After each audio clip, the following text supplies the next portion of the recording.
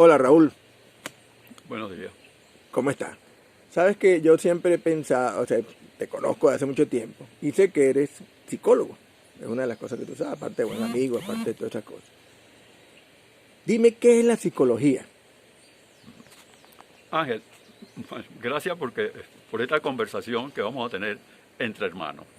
O sea, yo siempre he pensado que en la medida que uno contribuye con su lenguaje hacia otra persona y esa persona a su vez lo estimula a uno, surge la luz de cosas positivas hacia los demás, que siempre ha sido el norte del que estudia psicología. Estudiar psicología no es más que el estudio de la conducta humana. Pero mira, se dice fácil, Ángel. La conducta humana es la cosa más difícil de estudiar, de predecir, de estimular. Tiene muchísimas variables la conducta humana. Yo siempre cuando me hacen este tipo de preguntas, yo digo, mire, piensen que el humano no es más que un producto, que esa se identifica después como su personalidad, que es el producto de una función. Función es producto, es multiplicación, ¿verdad? De la herencia, por el ambiente y por el tiempo. Todas esas magnitudes, vamos a decir, porque se necesitan que tengan un número tanto de herencia, tanto de ambiente, tanto de tiempo. Si alguna de esas variables está en cero, no hay producto, simplemente no hay conducta. Entonces, ¿qué vas a estudiar?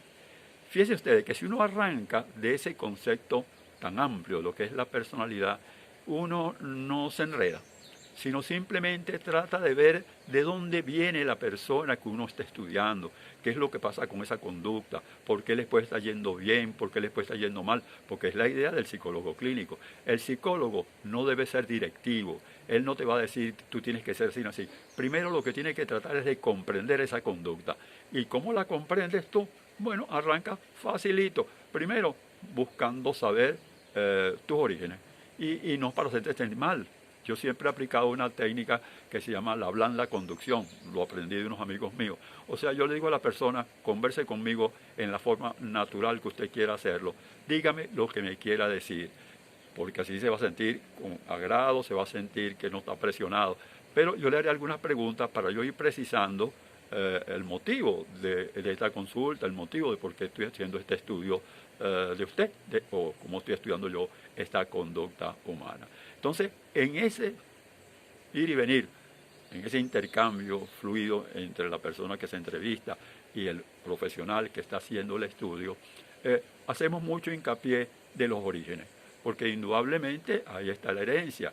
Padre, madre, de repente se conocen, de repente no se conocen, pero nos vamos ubicando en esa personalidad que vamos a estudiar. Porque recuérdense que la personalidad es una cosa dinámica que se tiene que manifestar después, posteriormente, de acuerdo a los estímulos que el medio ambiente le vaya presentando. Pero para no alargar esto y no confundirlo, ¿verdad?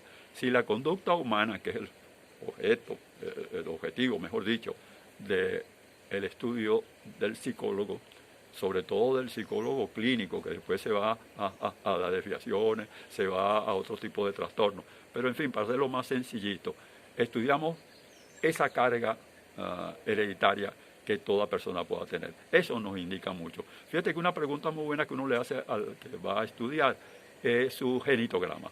A nosotros nos gusta mucho saber el orden que ocupa la persona con que estamos hablando en su familia.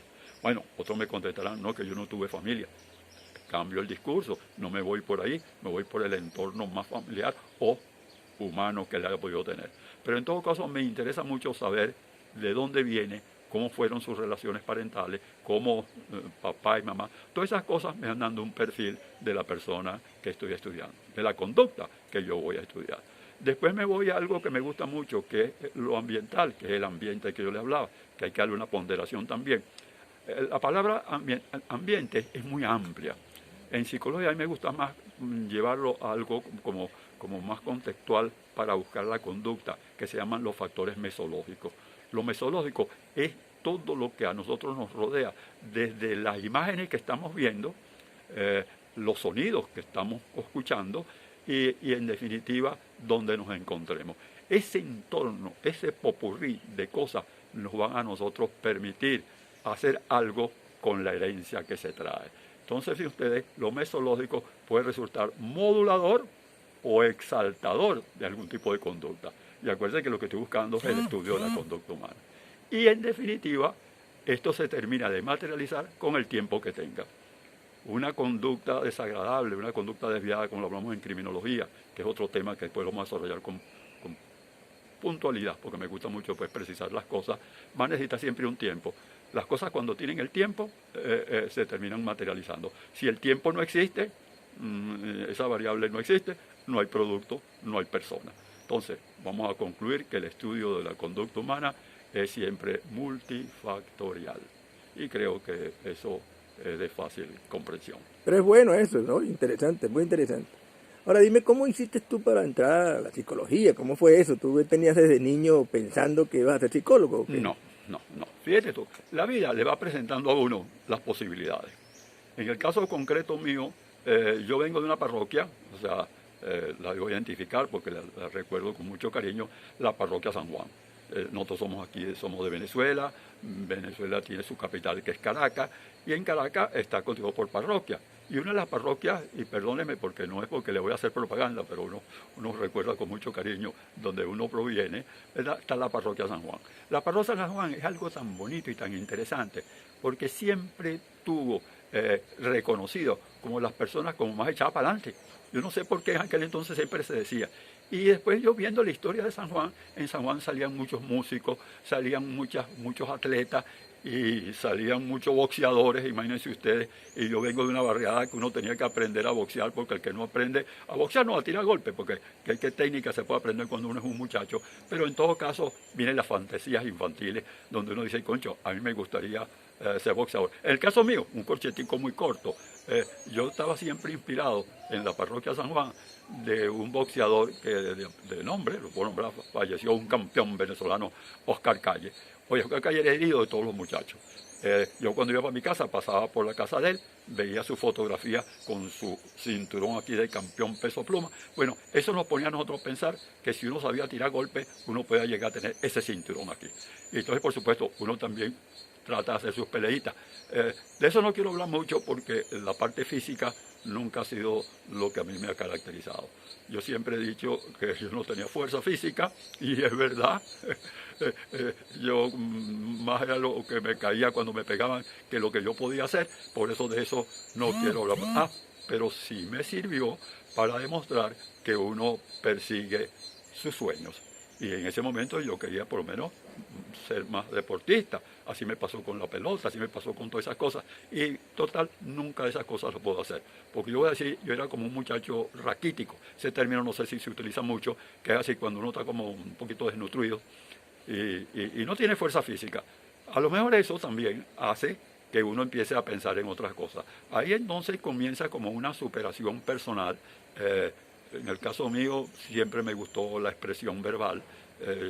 Yo trataba siempre, cuando me preguntaban, conversar y decir las cosas en el aula ya de primaria. Cuando te llego a la secundaria trataba pues también de expresarme de la mejor manera, y se dio la posibilidad por un amigo mío, recuerdo, que me dijo, mira, la Universidad Católica Andrés Bello, del cual orgullosamente soy un egresado en 1963, creó una escuela de psicología. Están comenzando, todavía no se han graduado, sino creo que cuando yo me graduó habían 2 promociones antes, o sea que es una escuela nueva, ¿verdad?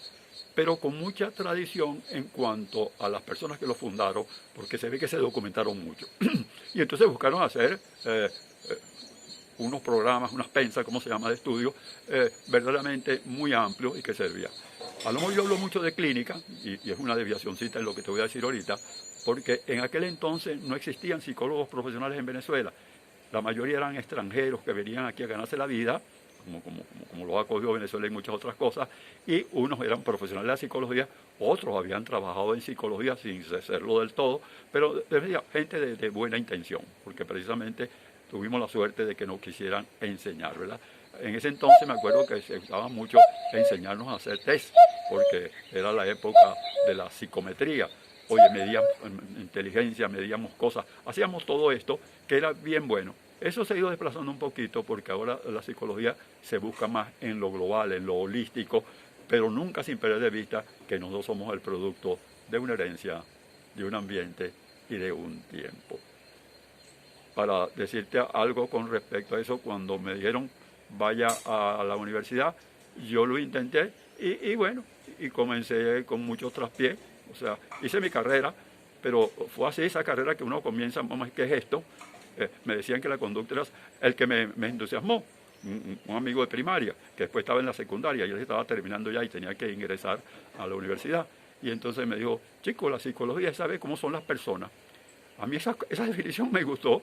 Oye, yo decía, si uno sabe cómo es las personas, cosas que les voy a decir hoy en día con mucha responsabilidad, en la 8ª década de mi vida, nunca vamos a saber cómo son las personas. Las personas son como las huellas digitales, nunca va a haber duplicado. Pero sí existen denominadores comunes. Hay gente que queremos, sentimos, amamos, odiamos, pero sobre todo amamos. Por eso yo siempre he puesto en mi vida más la parte amorosa, la parte del querer, la parte del servir, que la parte del rechazo, de la discriminación, en fin. Pero eso va a ser motivo, Ángel, de conversaciones muy detenidas, porque me gustaría mucho hablar para que la gente se dé cuenta que el bien siempre está por encima del mal. Entonces, ¿para qué se estudia entonces? Para contestarte con más propiedad, para conocer a la gente e intentarlo. Y después que lo conocemos, ¿qué hacemos con eso? Recomendarle. Y las recomendaciones entran por aquí y salen por aquí. Muchas veces no te hacen caso.